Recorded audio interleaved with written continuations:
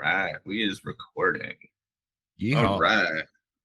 All right. Another episode of The Stroke of Midnight coming at you right now.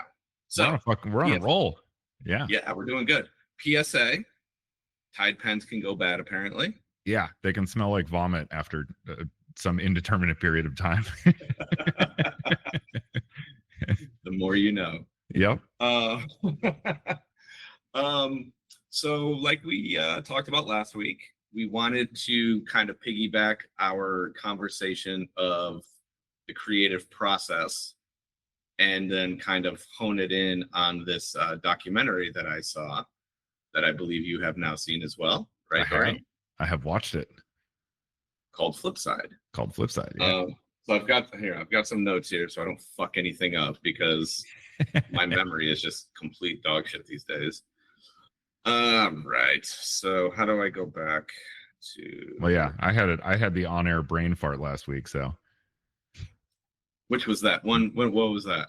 When we were talking about discipline versus disorder, I was like in the middle of saying something and just stopped and had one of those like, what was I talking about? Fucking senior moment at 40. Yeah, you did. It happens, my friend. Yeah. It happens. All right. So this documentary is directed by Chris Wilcha, and he is relatively unknown in the world of cinema, I guess. Yeah. He got a little bit of notoriety in his early years, basically filming a inside out kind of expose almost on Columbia House. Yeah, so I really love that. I do want to watch that doc now. I had never heard of it. It's called Target Shoots First.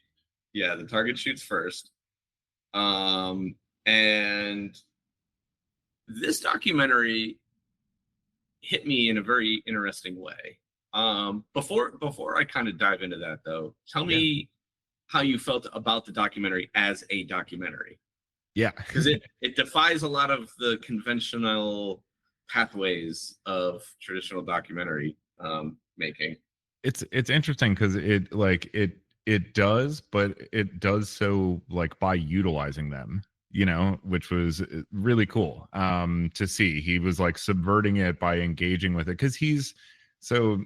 His background, he had made this film, Target Shoots First, and then he did some other doc stuff, and then more or less is like a commercial guy now. Does lots of like really high-end commercial work and stuff like that. So he's got a strong background in documentary filmmaking, and this film, I guess just to give a quick overview, is essentially like he got to a point later in his life where he realized like, hey, I'm a commercial director now, not a documentarian. My side gig has become my life actually, and I have all these unfinished documentary projects, and like now I'm kind of at this midlife crisis point of like, what do I do? What happened? When did my dream die? Like why do I have all these unfinished things that I'm actually passionate about and all this finished stuff that I don't give a rat's ass about? It's just a way of making a living. And kind of like went back and tried to, we'll talk about it more in depth, but essentially decided to finally kind of like take all of this stuff he had and like make something out of it. And it's really, I really liked it. First off, thank you for the recommendation. It was a really, really cool movie. Very pertinent to like the phase of life that I'm in as well. I'm probably we're both probably around the same age as this guy. Mm-hmm. And, my wife and I were actually talking afterwards about it too, about like, how would I have felt about this movie 10 years ago? It would have been such a different person at like such a different phase in my life. I don't know if I would have connected as much with like so many of the elements of this. There were just like so many things that happened in the film where I was just like, Jesus, I was doing that yesterday, trying to, and it gets even worse when you like tie the family stuff in, mm-hmm. because that's kind of like the root of what brought him to the place that he's at. It's like, I have to make all these decisions because I have a family to take care of. Mm-hmm. And so becoming a commercial director is what paid the bills and what took care of his family. Yeah. And so like when I saw that, I was Oh my God, I feel his pain so much. Yep. But yeah, I mean, it's like apparent right from the get-go that he's like a talented documentarian, like just the Yeah, way he's cutting together, and he injects himself into the story. It's just as much about, his journey through all of this as it is about any of these individual projects that were unfinished. yeah, And it's cool because it's like it presents itself as this sort of gumbo of like different elements, that are like woven together. But he weaves it together in like a very comprehensive way from front to back. yeah, And so it's like, even though he's using pieces of seemingly unrelated documentary materials, his larger structure of the entire thing is very much like a, I don't want to say like straightforward or traditional, but like sort of, conventional documentary structure on a like broad stroke kind of scale. But then all of the granularity of it is done, made up. It's almost like one of those photo mosaics you see where like, it's a that's a cool large way. photo Yeah, made of like a lot of tiny photos that are individually nonsense. But when you like back yeah, away from it, all of a sudden you see somebody's face. yeah, yeah, yeah, That's yeah. kind of I like, love I that. feel like this movie is structured in that way. Like Yeah, while you're watching it, even the way it's bouncing around, you're like, what? Like, it was, it's this New Jersey record store, then it's this famous like, jazz photographer, and then we're talking to the creator of NYPD Blue, and then Judd Apatow's around, and like, yeah. so It's yeah, a it lot. just it It's a it lot. bounces all over the place, and it's it's cool the breadth of experience this guy has had. But yeah, I was just like really impressed with like the general level of control that he was able to exert over all of those different stories, all of that different, footage and material, and to make something that felt so cohesive. Like by the end of it, you feel like, and that's kind of the point of the movie, is like maybe this movie is the movie I've been making, my whole life. Well, see, okay, so this is the great lesson that I learned from this documentary.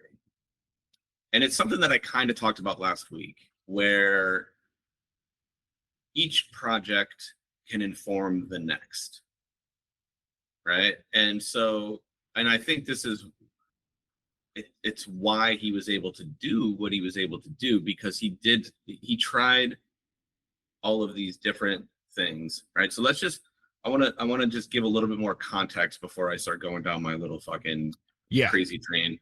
So within this documentary exists, what is it? One, two, however many I'm about to list off. So there's the jazz photographer, Herman Leonard, who is dying of cancer, I believe. And so that documentary never got finished because Herman passed away before he could get enough material to finish it. There was TV writer David Milch, who you said NYPD Blue, and he did a bunch. Yeah. He did a million different things. This guy Yeah. was very eccentric, and I have to mention Deadwood also, because that is actually like one of my top 3 favorite shows of all time is Deadwood, and he was the creator and head writer on that. yeah. All right, we got entertainer, and I put that in quotation marks, Floyd Vivino, also known as Uncle Floyd. Now, as a product of the Northeast, I vaguely remember Uncle Floyd. I wanted to ask you about him. Yeah, that sounds like Yes. such a So interesting regionalism. it's something that definitely came across my purview at some point in my like teenage years. I think it was so out there that maybe I wasn't ready for it yet. But I can promise you that I am ready for it now, and I will be diving more into that world at some point. I will be Yeah. finding the archives of Uncle Floyd, and we will probably discuss him at a later date.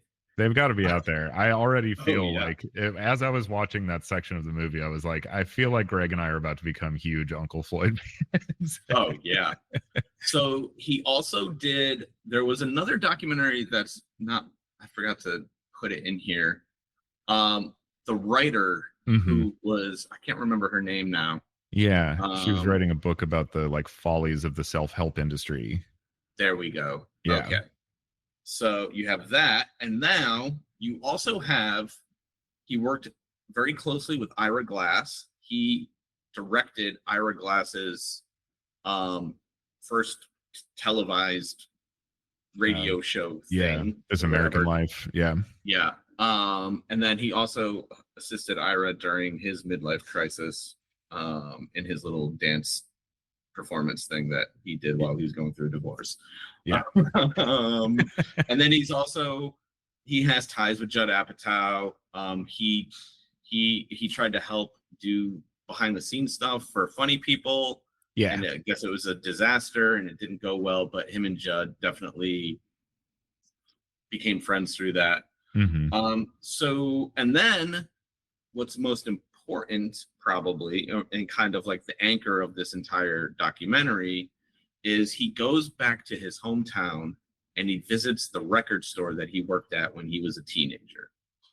And he sees that the record store is doing very poorly and it's in disrepair, and the owner is just kind of, just getting through the day. And so what starts this whole series of him putting this whole thing together is his desire to do a documentary about the record store in an attempt to try to help it. This whole thing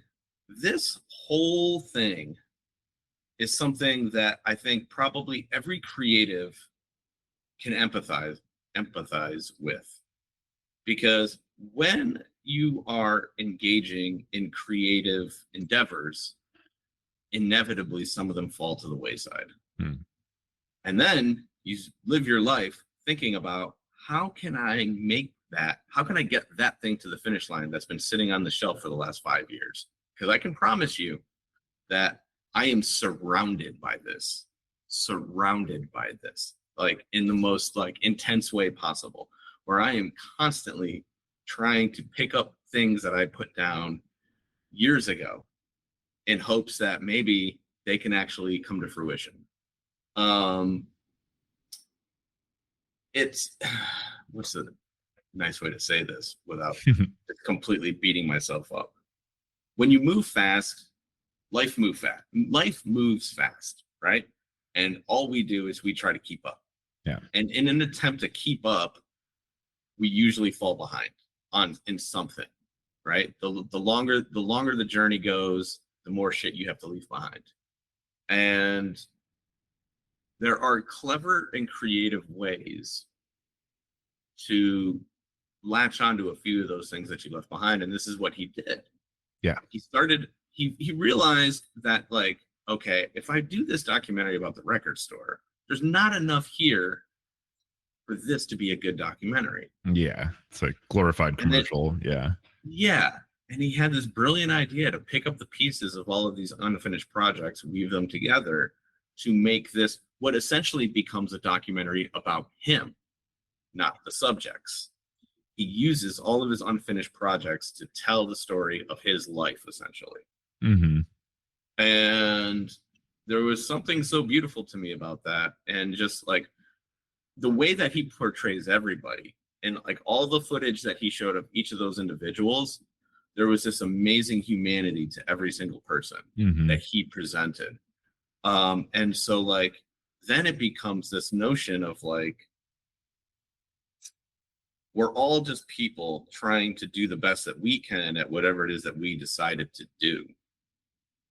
And more often than not, we never actually get there. You get close, maybe sometimes. Dave, the writer, was probably the only successful person in the documentary sense. Obviously, Ira and Judd are very successful. But in terms of the documentaries that he was working on, Dave was the only one who actually got the success, because what's his name, Herman, the photographer, that showing that happened in the beginning of the documentary, that was like his first like public showing. That's crazy. No one knew about him. He was like one of those like underground guys that was like super connected in like the New York jazz scene, but then like never actually did anything with any of his work.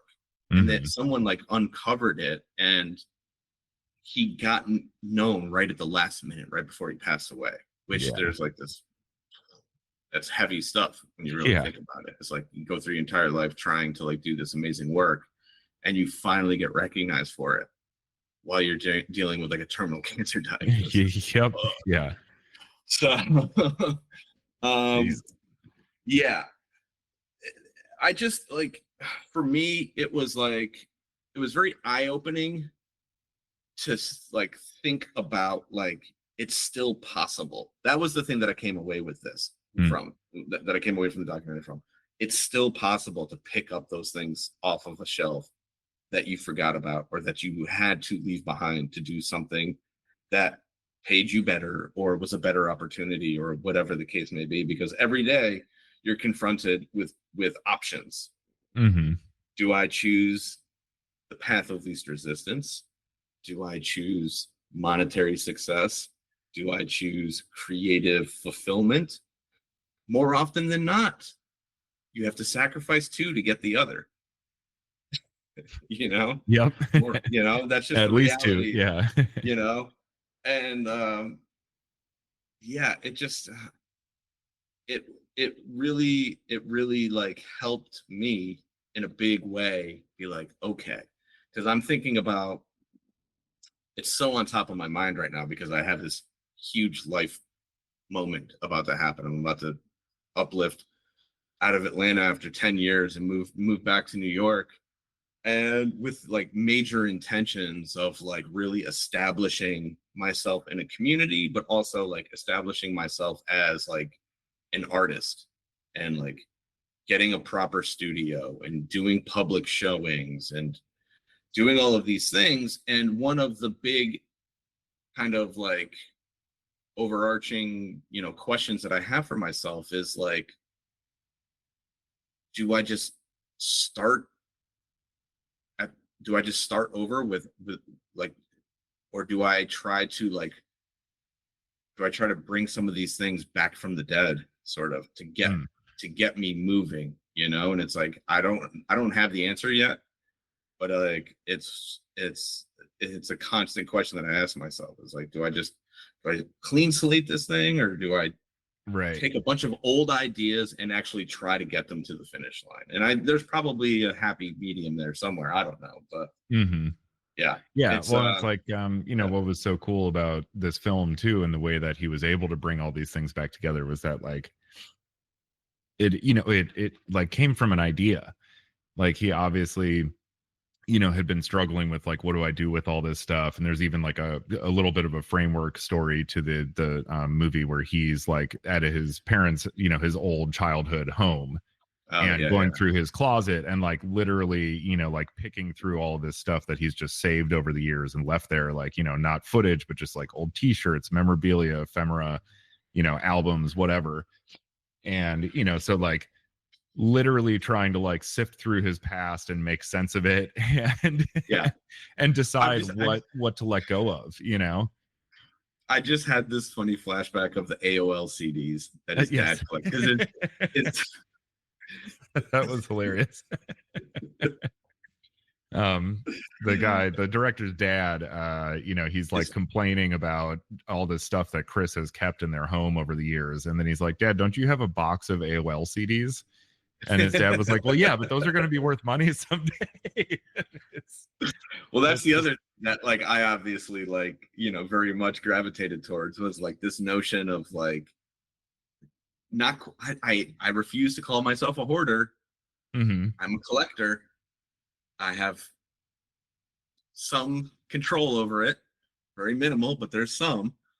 But this idea that like either A, something may be worth money someday, or B, it may fuel creativity someday. And I think, you know, obviously you saw both sides of that. Like his dad was very money driven. He's like, these are going to be worth money someday. This is part of, you know, whatever. Computer. The birth of the internet. Yeah. You know, but then Chris is like pulling inspiration from all of these things out of his past. And that's generally my mindset, is like, how can this inspire me, or how will this inspire me one day? And so I think about like, you know, books. The books are a big one.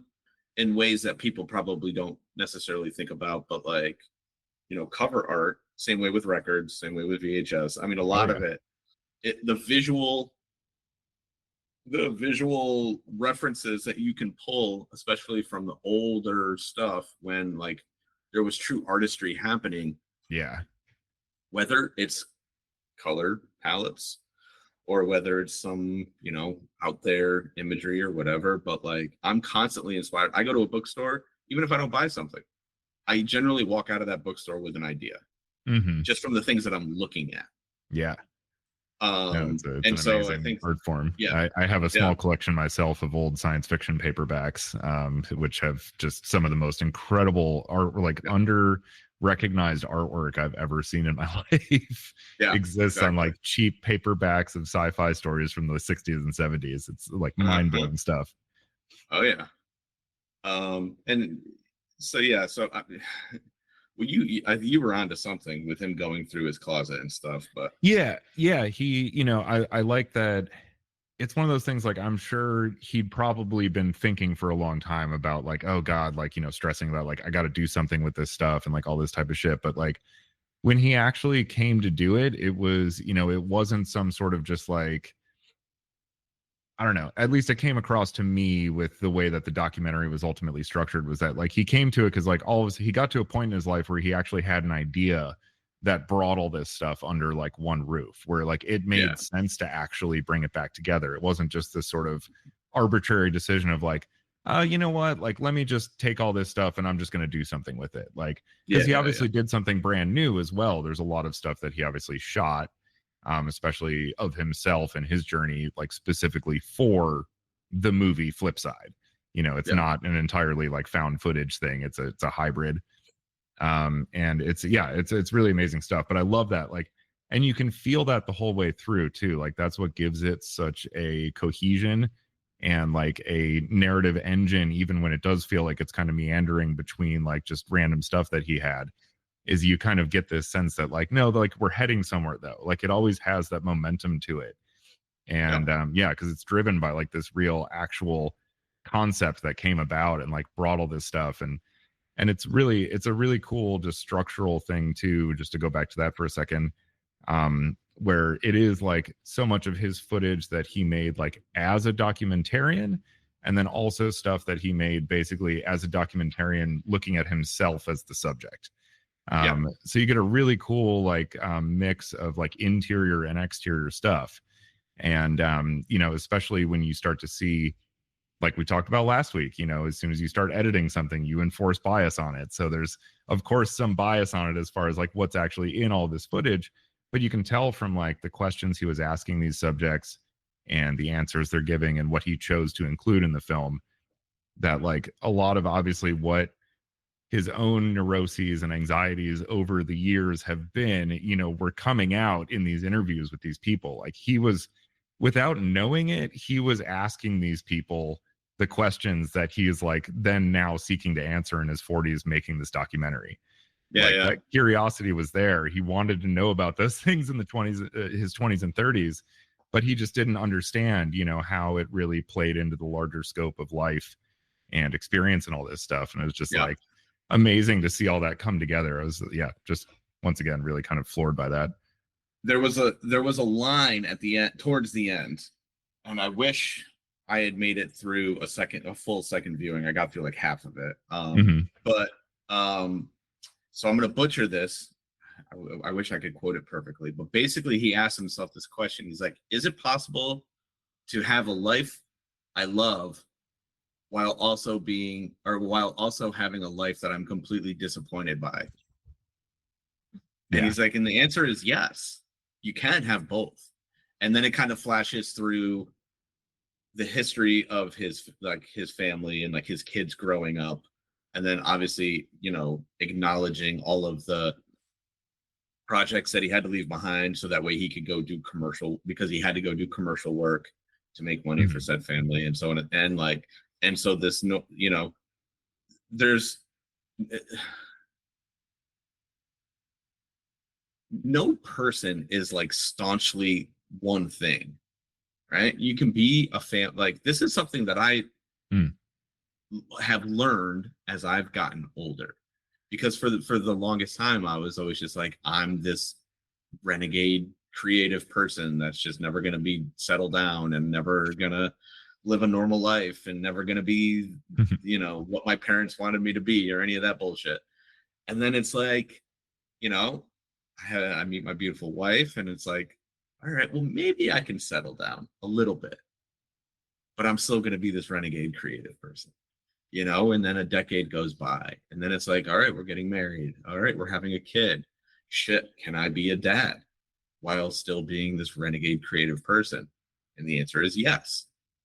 But with that comes choices and decisions that have to be made. And this is, the big crux of the thing is like, he had to leave more of the creative behind to be the family man that he wanted to be or needed to be, whatever the case may be. But there's nothing wrong with that. And I think like the older you get and the more perspective you have on these things, you realize you can be both. Yeah. You can do both. Yeah. You just kind of have to play the balancing act. For me, the balancing act is just not sleeping. I wake up at 3 a.m. and I go to bed at 9 o'clock at night and I work my ass off from 3 until 7. And when my kid gets up, then it's party time with the kid for a couple hours until he goes off and does whatever. And I go back to work and then I do this, and so like, there's ways to make it all work. It just depends on how much effort you want to put forth. And, for him, like, not to say that he wasn't putting forth the effort, he had to focus his energies in certain things because he was also tired of failure. He's like, fuck, why do I keep doing these documentaries that aren't going anywhere? At least when I go do these commercials, I can kind of scratch the itch a little bit. Right. And there's that Hollywood, he moved out to Los Angeles and stuff. And like that whole grind out there is just, he mentions it briefly in there too, but I've heard this from countless people that it's just like, you just get worn down because it's like you just go to meeting after meeting after meeting and you're pitching ideas and people are like excited about it and then they don't call back or they drag you along for like a month and then it fizzles out, and it's just, you get like so worn down from it. And like, I mean, I do some commercial work also, and like, let me tell you, that shit is sweet. It is like it pays really well. But it is like, because the like executives that work for these companies, they have no imagination. So it's like everything has to be completely spelled out and dialed in like ahead of time, So sometimes even when I'm brought in as director, it's like everything is like storyboarded and like fully scripted out. And it's like, it has to be, we need exactly this because that's what like they've signed off on and they can't imagine anything different, And so you just go and you just like execute that. And sure, it's not like the most fulfilling thing in the world or even fulfilling at all really for the most part. Occasionally you get a cool one, but yeah, no, it's like I can understand being in a situation like him where it's like, literally everything, you're finally in that place where the whole mechanism to bring your dreams into reality is like all around you. You're in fucking Hollywood, and all you do is get dragged along and shut down and, kicked out of rooms or not invited in or whatever, and then meanwhile it's like, hey, but if you need to make some money, like a couple days of work, pocket plenty of cash, like, man, that's got to sound so nice at that point, even nicer than it does just, on its own merits. But and then you become known as the commercial guy. And exactly. Everyone keeps knocking at your door being like, I need you to do this commercial. And then before you know it, 10 years have gone by and all you've done is a fucking 1,000 commercials. Like, and the industry, the film industry is really kind of like segregated in that way as well, where it's like once you become like a commercial guy, like nobody's going to take your pitch for a documentary project because they're like, well, what the fuck, you're a commercial. Sure, you did something 15 years ago, but like you're a commercial guy now. And like TV and movies are the same thing too. Like, even for actors, it's been a famous thing to like try to make that crossover is challenging. But even behind the camera as well, there's a lot of people that it's like, if you do a lot of television stuff, trying to get a gig on a movie or something, there's a bit more crossover now because of the rise of like prestige television over the past several years. But that's usually more so TV shows are bringing in a film director, not like a TV director is now making the jump over to film. But yeah, it's a one of those weird things. So I could see how he definitely probably got pigeonholed as well, and those opportunities, even as fleeting as they were, started to dry up, because it's like, well, you're a commercial guy now, bro. Sorry. Yeah, that's it. What Sorry, you do? man. Yeah, you've been labeled. Oh shit. Yeah, I think the one of the really like cool things that happened in that, or that exists within that film, is it's sort of a love letter to the 90s, obviously, in certain aspects, the Columbia House thing. But the big thing is like when he really digs into like the history of the record store. Yeah. And what it used to be like to go to a record store. And I had these weird sort of like parallels with the coffee shop that I worked in when I was in my late teens, going into like college years and all that shit, where like, and these places are very, one and the same, Mm-hmm. in the 90s, I hate to say pre-internet, but like pre-social media, I suppose. You had gathering places where people went to mingle with each other, when you didn't have Facebook, or you didn't have this thing or whatever, or you couldn't just text them and blah blah blah. It was like, hey man, and there wasn't even a conversation more often than now. It was just like, we're all going to be at the coffee shop, or we're all going to be at the record store at 3:00. See you there. And it was just the same fucking thing every day, And then if you weren't there that day, you probably missed out on something really awesome, because that was always how it worked. Yep. But when one person in the crew didn't show up, that's when the crazy shit happened. And like, and so like to kind of like look back at that part and like think about like, those same kind of experiences in my life, where just that notion of like having a place to go, mm-hmm. where all were welcome, and like it was judgment free for the most. There was ball breaking. Oh yeah. See, here's the thing, real quick, little sidebar here, because now that I'm going back to fucking New York, you guys think that I'm a ball breaker now? Wait, give me 6 fucking months, and I'm gonna be breaking every person's balls on the goddamn planet. Because the second I get back up there and I kind of sharpen my sword, woo, y'all are in for it. Nice. New York Greg coming out. But, I'm excited. Yeah. But there's a difference between ball breaking and judging someone. Right. And ball breaking is done out of love. Yeah. And that's I don't want to call it a lost art, because there's plenty of ball breakers out there, but it's a misunderstood form of communication. Mm-hmm. You have to understand, this is affection for people who aren't comfortable expressing affection.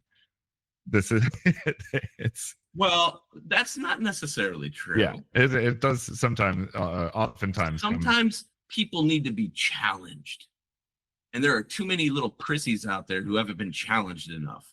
And so it is my responsibility, and maybe yours too, Dorian, because you are from Chicago, the second best city for ball. Well, no, the third best city for ball breaking, behind Philadelphia. Oh, okay. Let's call it spade a spade. Sure.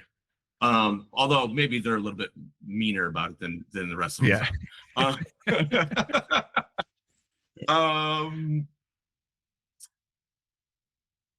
If I give you a hard time about something, it's because I think you can do it, or I think you need to hear it. I'm not trying to be a dick. Just trying to have fun with the situation. No, we all need to fucking push sometimes. It's true. Like, and sometimes it doesn't. Your balls broken. And sometimes it sucks in the moment, but then ultimately you're like, God damn, actually, everything's working out much better now because I pushed myself, or Greg pushed me to push myself, and whatever. And it happens all the time, especially with the crew that we work around, where it's like everything is always being pushed further and further and further. Right off the cliff, baby. Right off the cliff.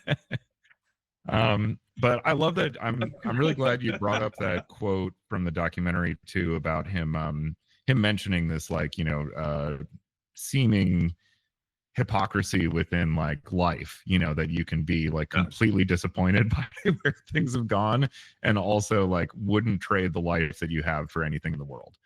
And it was really poignant when he brought it up in the film, and like, you know, also just kind of, again, like being the same age as this guy and coming to similar realizations about life and experience and everything as him, but just, you know, kind of coming to that conclusion of like, you know, why is this the part of like maturing that nobody ever mentioned to you?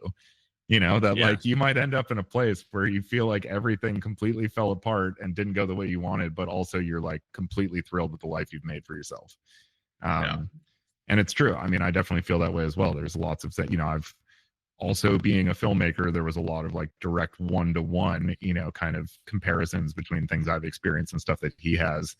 You know, and definitely have a lot of stuff. I'm sitting next to a bookshelf full of, you know, like feature film scripts that I haven't produced, you know, haven't gotten made. Some of them, you know, when I wrote them, I knew they would never get made, but I need to write them anyway. But, you know, you still gotta put it out there.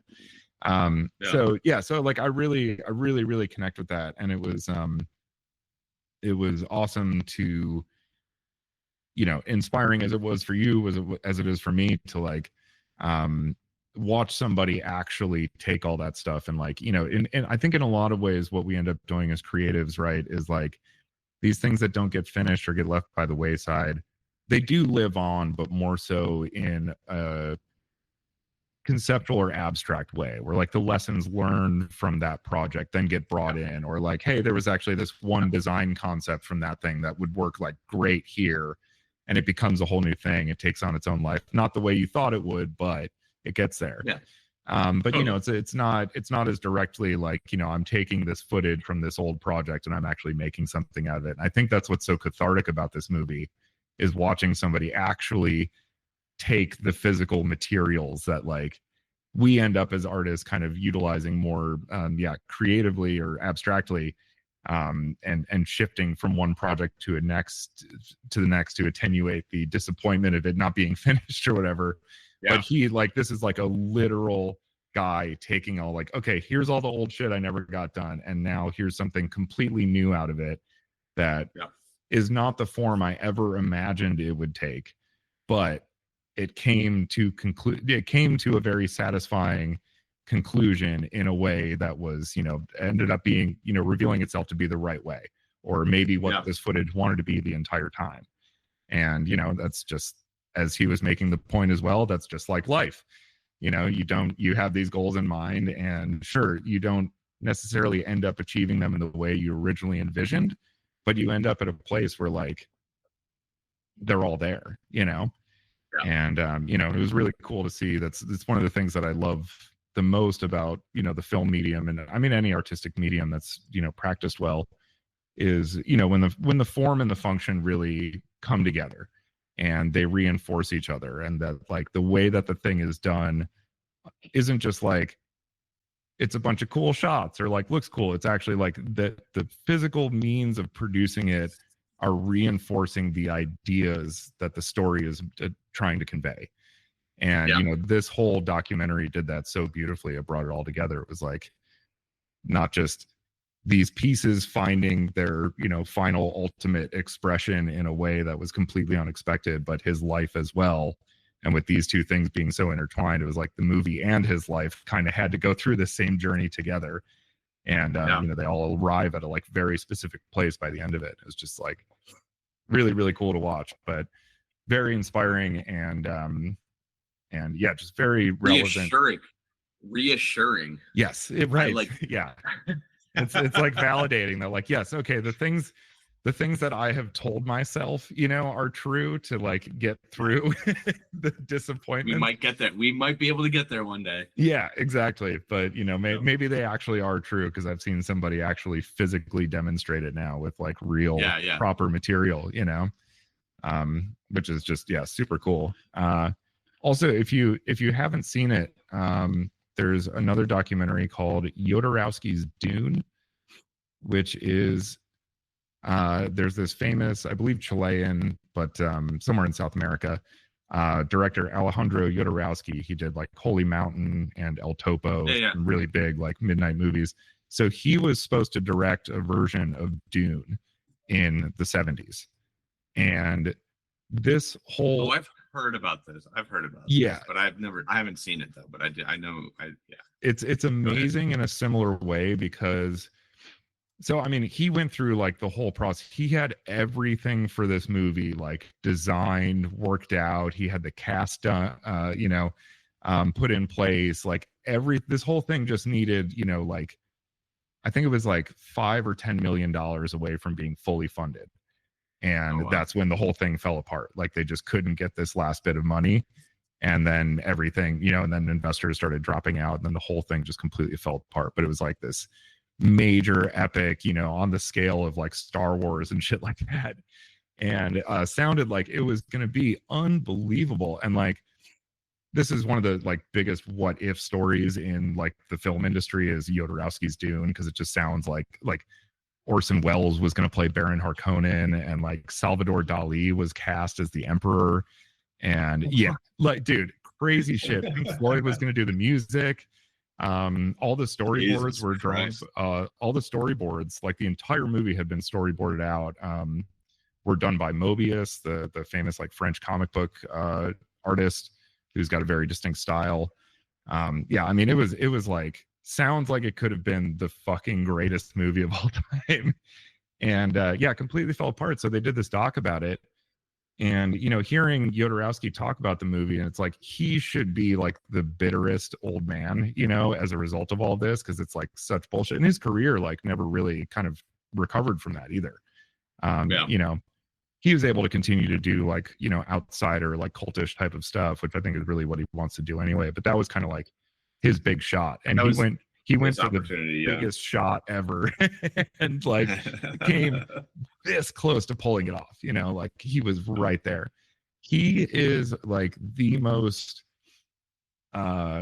warm and just gregarious person. Like he has no bitterness about this whatsoever. And a big part of the documentary is him talking about like a lot of the stuff that they made. Oh, H.R. Giger also had done a lot of design work for Dune as well, who famously went on to do stuff for like Alien and whatnot.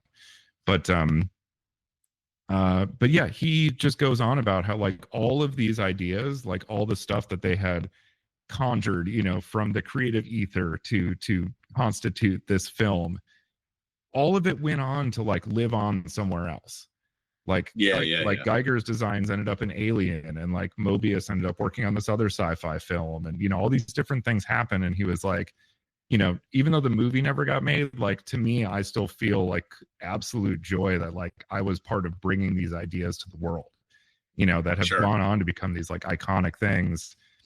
And it was just a really cool perspective on that type of stuff too. That watching this movie made me think about that a lot as well. It's like these things that are unfinished. Sometimes just the act of doing them is actually what's important. And that's, part of what this documentary talks about, especially with the, at the end, when David Milch kind of tells him why he sent him to film that jazz photographer.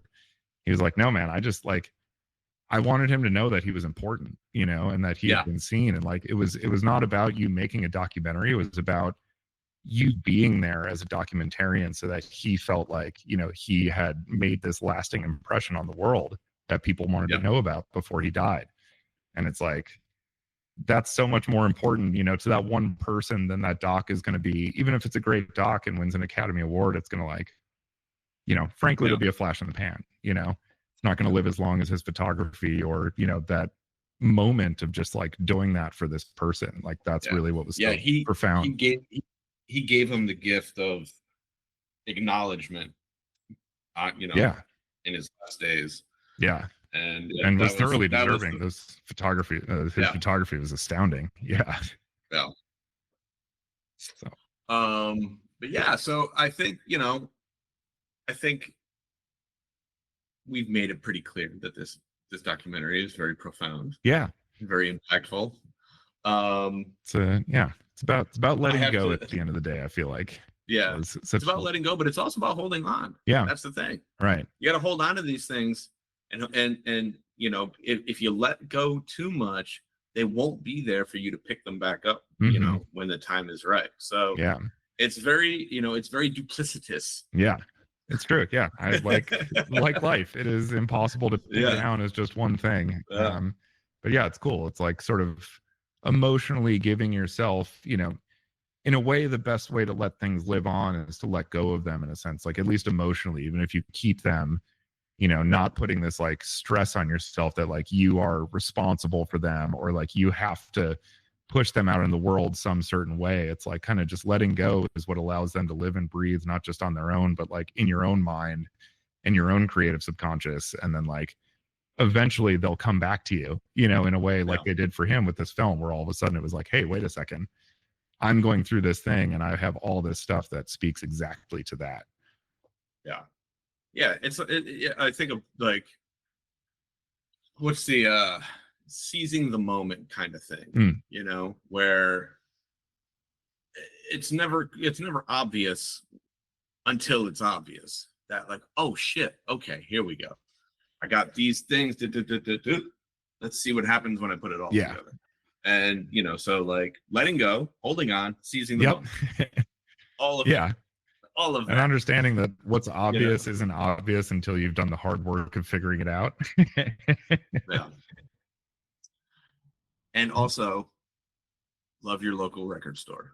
Yes, that too. Oh, I wanted to ask you, how did you feel about him taking his records to Station 1 instead of Flipside?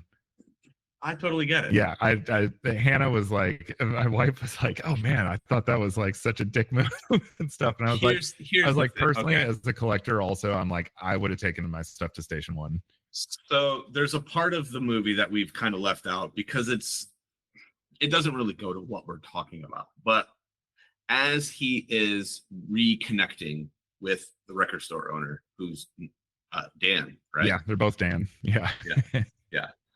As he's reconnecting with Dan, another record store opens up. And it's a very fancy, well, it's not so fancy, but it's a modern record store, whereas Flipside is a very much old record store. Like they don't even have a website. Flipside, or a sign. Half the sign got blown off in a windstorm. So there's this whole thing of like, well, how come this new record store is so successful and no one will even come into this fucking store? And it's like, well, because the store's a mess and it's overwhelming and it smells like meat. It smells like meat. It's because he was getting boxes from the meat from the butcher. There's so many great things in this movie. So the modern record store, and a modern record store is very unwelcoming. Is the word I would use. It's so much more commerce driven. They just want you in, want you out. Boom, boom, boom, boom, boom. Whereas back in the day, it was like you get a bunch of people in there, and everyone's shooting the shit, and it was a gathering. Yeah, it's like we kind of discussed. Like everyone's talking to each other about the records they're looking at. Yeah. And so Chris, as he's going through his stuff, is burdened with this decision. He's like, well, I have all these old records that I'm never going to listen. I want to pass them on to someone who will enjoy them. And he's like, well, if I give them to Flipside, they're just going to go in a box somewhere and they're just going to sit there and collect dust for the next 10 years or until, and close the store, pass it on, or whatever happens. Or I can take them to this other place where people are actually going to, and they will be discovered by the next generation. Like within a week, somebody else will own this. Yeah, exactly. He doesn't need the money. He was like, he generally just wanted to because he had some pretty interesting stuff in there too, that like the average person probably, or even the average shop probably wouldn't carry. So yeah, I mean, I had no problem with that whatsoever, because I understood where he's coming from, and like ultimately at the end of the day, like you want that music to be discovered by as many people as possible. So you want to send it to the place where that's possible, where that opportunity exists. The way he talked to about like feeling like he had a like responsibility for the past, you know, in a way that like he had to Yeah. like document it or collect it to like keep it alive and, you know, keep this record of its existence. It's the whole fucking premise of this podcast. Yeah. That's like I totally get it, because when I sell stuff, get rid of stuff from my collection too, it's like I have to do it through, you know, whatever, like eBay or whatever marketplace, because it's like it feels like I need that conclusion to my relationship with that thing, you know. Sure. That like, you know, just like I wouldn't just like toss off like a friend, you know, like throw them to the wind, you know, there'd be some sort of like conclusion to our relationship in some way. I feel that same way with physical objects, which is obviously some misplaced sentimentality. But yeah, no, like I felt the same way. I totally get it. I was like, no, that's like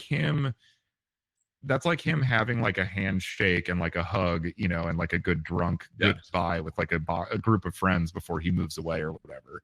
Like if he just dropped that stuff off at Flipside, it'd be like, and I, you know, Irish goodbye, you know, from your entire circle.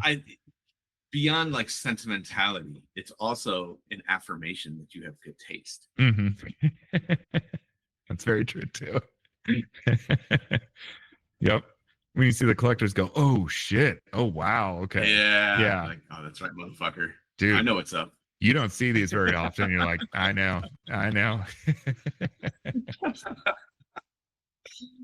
Oh man, well, I think that's gonna wrap it up for today. I have to go to the dentist here in a few minutes, so that's gonna be fun. Oh, good Always time. A good time. Yeah. Dorian, I'm gonna challenge you to add 3 new topics to our list for next week. All right. Because I think a majority of the ones that I've put in there are all packed away in boxes and will be heading up to New York here very shortly. Yeah. And I need some props for a couple of the episodes that I really, really, really want to do. Yeah. So I challenge you to come up with 3 new episodes, and I will hopefully do the same. And we'll see you guys next week. In the stroke of midnight. Look forward to it. I got one already in the bag, so yeah. Boom. Take care, everyone. Sweet. Nice. Yeah, dude. How did you come across that doc in the first place? I was curious to ask. On the fucking airplane home from Coachella. It was on like their